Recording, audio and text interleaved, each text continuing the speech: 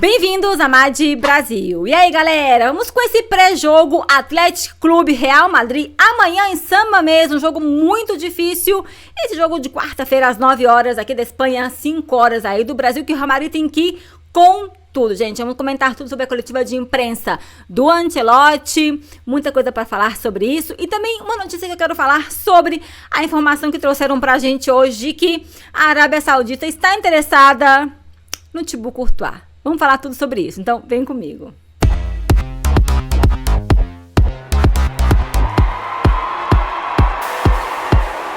Pois é, gente, antes de ir com esse pré-jogo, só falar que a noite não foi muito favorável para o Real Madrid.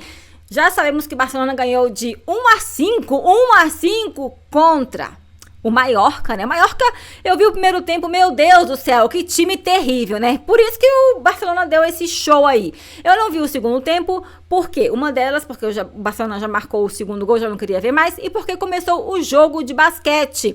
Uma das outras razões, porque a noite não foi tão boa para o Real Madrid.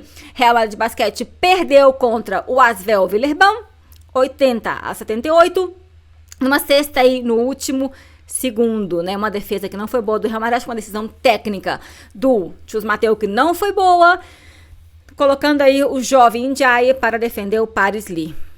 Cesta do Paris Lee.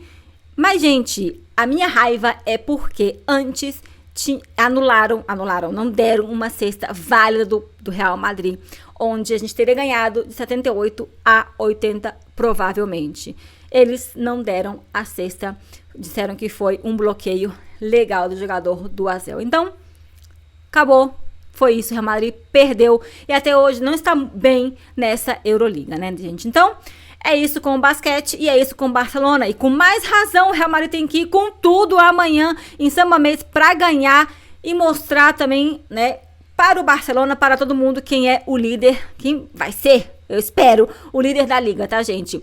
E já sabemos a lista de relacionados para este jogo. Novidade, graças a Deus, Tchouaméni já voltou.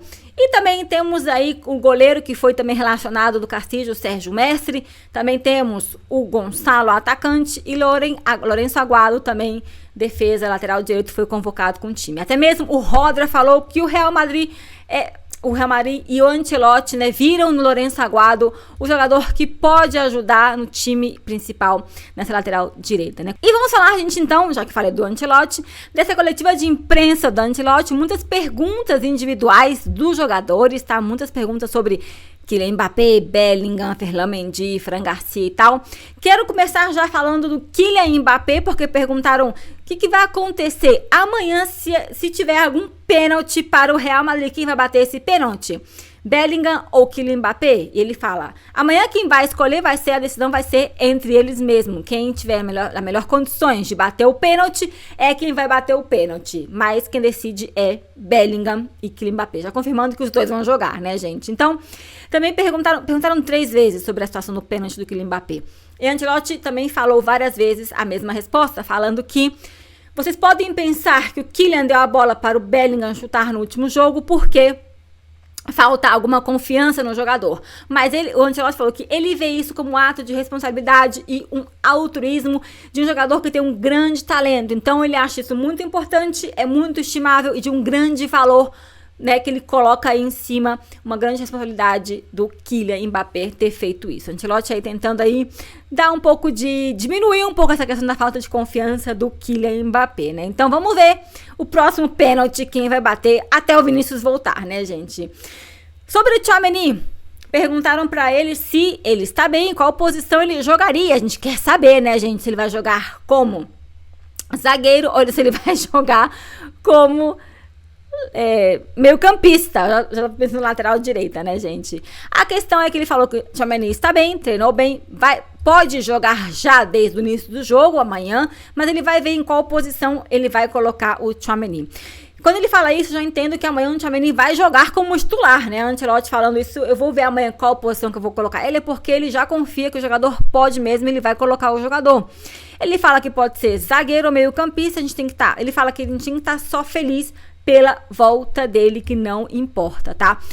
Sim, é verdade que Ancelotti deu um destaque muito importante para as bolas aéreas, porque a gente perdeu um pouco a saída do Militão e do Camavinga, tá? As lesões dos jogadores, que as bolas aéreas, o Tchouaméni pode ajudar muito nas bolas aéreas. E quando ele fala isso, tem a ver também com colocar ele como zagueiro. Então, gera um pouco de dúvida, porque também perguntaram sobre o Raul Asensio, ele falou que jogou muito nos últimos 4 jogos, que ele tem muita confiança e que não falta nenhum conhecimento na posição. Ele está sempre bem posicionado e que ele está sempre motivado. O Ancelotti adora falar que os jogadores estão motivados, né? E isso a gente pode ver, é verdade. Ele está com uma garra, está com muita vontade de mostrar trabalho. Claro, imagina se não tivesse. E ele fala, se eu precisar algum dia colocar o Asensio no banco, eu vou ter que analisar muito bem como vai ser essa situação. E por falar nisso, que a gente está falando da zaga, Tchouaméni, Asensio, a minha preocupação é que dia ele vai colocar o Rüdiger no banco para poder descansar. É importante dar esse descanso para o Rüdiger, gente. A gente pode ter uma dupla da zaga, Tchouaméni e Asensio. Será que o Rüdiger em algum momento vai ter esse descanso? O problema não é descansar o Asensio, né? Ou ver quem vai jogar na zaga. Tem que ver o dia do descanso do Rüdiger, tá? Outra pergunta que fizeram para um jogador que jogou muito bem, que eu falei que foi no último jogo, que foi o Ceballos. Perguntaram para o Ancelotti sobre o Ceballos, tá? Ele falou que é um jogador diferente dos outros meio-campistas, que ele não tem medo da bola e que ele também tá dando qualidade pro jogo, tá? E que é um jogador que tem muita personalidade. Eu vi algumas notícias de que falam que o Ceballos vai querer mostrar vai querer lutar pela posição, vai querer brigar aí, mas eu tenho uma preocupação também com o Ceballos, que eu já falei pra vocês na época do Lucas Vázquez. Eu acho que nisso eles são parecidos. Minha memória lembra algumas coisas assim, de que Ceballos joga 2 ou 3 jogos e se lesiona. Igual que o Lucas Vázquez. E além do mais, é um jogador que não é irregular. Pode fazer um lindo jogo e no próximo jogo não jogar tão bem. Então essa é a minha preocupação com o Ceballos. Né? Eu acho que ele não vai colocar o Ceballos no jogo de amanhã, porque eu acho que é um jogo muito importante, né? E eu acho que Ceballos não vai entrar, mas sim, eu acho que ele vai colocar, como eu falei já, o Jude Bellingham. Quero já dar o pé para falar sobre o Jude Bellingham, porque comentam sobre o jogo dele que tá melhorando, que tá melhor. Ancelotti fala que não é que melhora o jogo, simplesmente que a dinâmica do time mudou também. E isso permite o Bellingham chegar mais e fazer gols e ajudar um pouco mais, né? Que é um pouco diferente, que ele tá mais acertado na frente. Que é verdade que também o Real Madrid melhorou, tá acertando mais com a possessão, e que antes ele tinha colocado o Bellingham em outra posição, porque também ele queria adaptar um pouco a posição do Kylian Mbappé. Então, outro jogador que eu quero falar pra vocês é sobre Ferland Mendy e Fran Garcia, tá? Outros jogadores, né?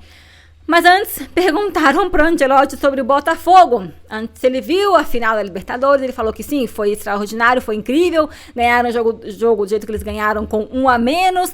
E porque pode ser um possível rival do Real Madrid nessa final, né, da Intercontinental. Mas a gente sabe que o Botafogo tem que ainda enfrentar o Pachuca ou o Al Ahly para poder chegar até o Real Madrid nessa final da Intercontinental de clubes. Agora, ele fala que ficou muito feliz pelo Alan, também pelo Botafogo, que foi incrível, mas, né, que ainda precisam passar por outros jogos. Só isso sobre o Botafogo, né, gente? Que pode ser um possível rival do Real Madrid agora. Não só agora nessa Libertadores, mas também no Super Mundial de Clubes mais pra frente, né? Quem sabe? Vamos ver o sorteio que vai ser quinta-feira, né? E vamos falar do Fran Garcia e do Ferland Mendy, gente.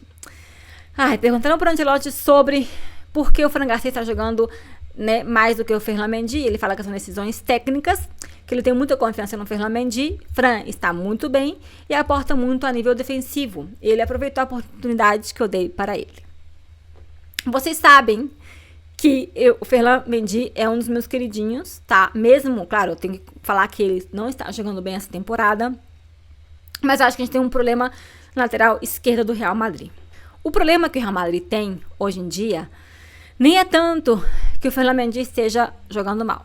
O problema é que Fran Garcia é o melhor que o Real Madrid tem para jogar neste momento. Eu não me importa se é Fran Garcia, se é Ferland Mendy, se é Alphonso Davies, se é Miguel Gutierrez, quem for. Tem que jogar bem no Real Madrid. Eu acho que o Fran Garcia joga regular. Pra mim, não é aquele jogador que se destaca de uma forma absurda, porque estão querendo colocar ele no outro patamar do Ferland Mendy. Eu acho que isso não é bem assim. Eu acho que sempre quiseram dinamitar o Ferland Mendy de alguma forma. O Fran Garcia Sim, olha aqui, coloca umas estatísticas aqui. Nos últimos 596 minutos que o Fran Garcia jogou, o Real Madrid marcou 21 gols e sofreu apenas 3. Nos últimos 664 minutos do Ferland Mendy, o clube marcou 9 gols e sofreu 9 gols. Eu acho que estatística às vezes não é tudo, né? Não é tudo. Mesmo porque eu acho que Fran Garcia, se a gente tiver o Fran Garcia como o melhor que a gente tem agora, esse é o problema, é um dos problemas do Real Madrid, porque eu acho que ele ofensivamente, ele peca muito, falha muitos passes. Fran Garcia falha muitos passes. Complicado às vezes de ver o jogo do Fran Garcia. E eu vou falar, tô tentando ser objetiva. E eu quero comentar uma coisa aqui com vocês que eu tô vendo e que a gente vê bastante, eu não sei se no Brasil vocês percebem isso, mas vocês veem que muitas vezes, quando o jogador é espanhol, a imprensa sempre tenta ajudar muito ou dar muito destaque.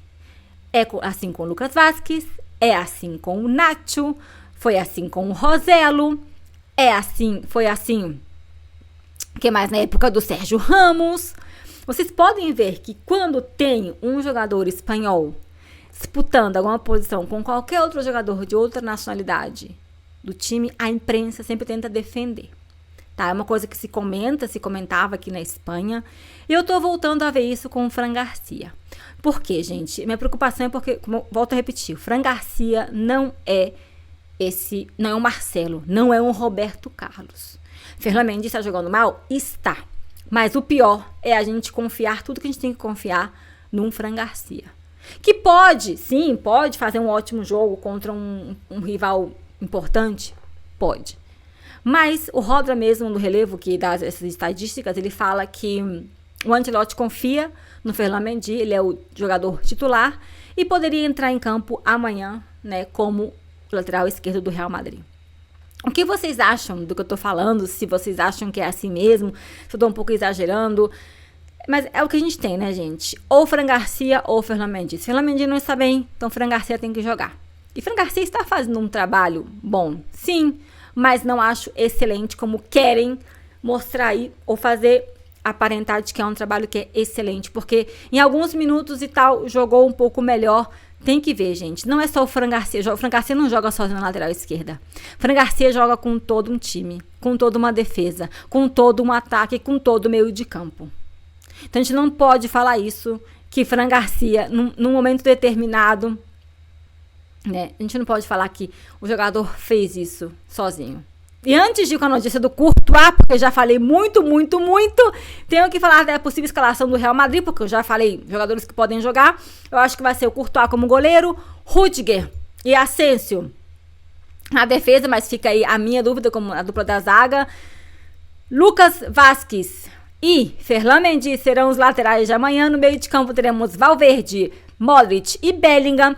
E aí na frente, Brahim, Rodrigo e Kylian Mbappé. Eu acho que vai ser um time parecido com algumas poucas mudanças, né, com o Ferland Mendy e o Modric no jogo de amanhã, gente. O que você acha? Será que a escalação vai ser assim? Comentem aí, deixem seus comentários, tá? E sobre o Courtois, gente, rapidinho, porque o José Félix Dias falou sobre o Courtois, de que a Arábia Saudita estava aí querendo o Courtois, que eles pagariam muito dinheiro pelo jogador. Ele termina o contrato com o Real Madrid em 2026, tá? Só que a notícia fala assim, eles querem colocar muito dinheiro para poder conseguir que o goleiro desembarque no futebol árabe, mas o belga não pensa em ir do Real Madrid, ele está muito feliz no Real Madrid e ele só pensa no time, tá, gente? E também na mesma notícia, o José Félix Dias fala que o Real Madrid quer estender o contrato do Courtois, mas ainda não, as negociações ainda não começaram, mas que poderiam estar próximas a começar. Essa notícia eu não entendo de onde que vem. Se vem, talvez, de uma informação que quem solta é o agente do Courtois para poder ganhar mais dinheiro nessa possível renovação com o Real Madrid. Se é o Real Madrid também para querer dar um pouco mais de bombo nessa possível também renovação. Bom, um pouco mais de ênfase nessa renovação do Thibaut Courtois, se ela acontecer. Mas a verdade é que falar do Thibaut Courtois com a Arábia Saudita, o interesse pode acontecer, como acontece com vários jogadores do Real Madrid, o tempo todo deve acontecer. Já aconteceu com o Modric, esse Modric foi real, tá? Vinícius também. Mas, gente, volta e meia a gente vai escutar alguma notícia dessa, né? Então, muita calma, porque eu acho que o Thibaut Courtois vai ficar no Real Madrid e vai renovar com o Real Madrid. É verdade que ele teve essa lesão muito grave do ligamento cruzado, tá voltando de lesão, agora há pouco, nos últimos 3 ou 4 jogos aí que jogou. É possível ter recaídas, porque é normal os jogadores que têm esse tipo de lesão, mas eu acho que ele vai ficar no Real Madrid e vai continuar jogando muito bem, tá, gente? E também quero dar uma notícia sobre Luka Modric, porque José Félix Dias do Marca também fala sobre Luka Modric, de que Luka Modric quer ficar no Real Madrid, talvez jogar a próxima temporada, renovar, e ele quer se aposentar com o Real Madrid. Não sei o que vai acontecer, da onde que saiu essa informação. A gente sabe da onde, do Marca do José Félix Dias, mas por que estão falando sobre isso agora, nesse momento? Eu só acho, gente, que se Luka Modric tiver que sair, tem que preparar já o jogador. A gente viu que o Real Madrid começou a preparar um Tchouaméni, um Camavinga, um Valverde, um Bellingham, para possível saída quando foi o caso do Casemiro, do Kroos e do Modric. Se tiver que trazer outro meio-campista, o momento é agora. E se Modric só vão renovar com ele por mais uma temporada, que eu acho bem difícil, porque eu lembro de informações que falaram que o Real Madrid não queria renovar com o Luka Modric quando renovou no comecinho, depois renovou porque também o Kroos saiu, precisava do Luka Modric e tal. A questão é que tem que preparar, sim, um outro jogador, algum outro meio-campista, né, gente? A gente vai ter que falar muito sobre esse assunto ainda, tá? Mas eu quero dar só essa pincelada sobre essa informação sobre o Luka Modric. Amanhã, jogo importantíssimo para o Real Madrid e eu vejo vocês no próximo vídeo. Alá Madrid, tchau, tchau.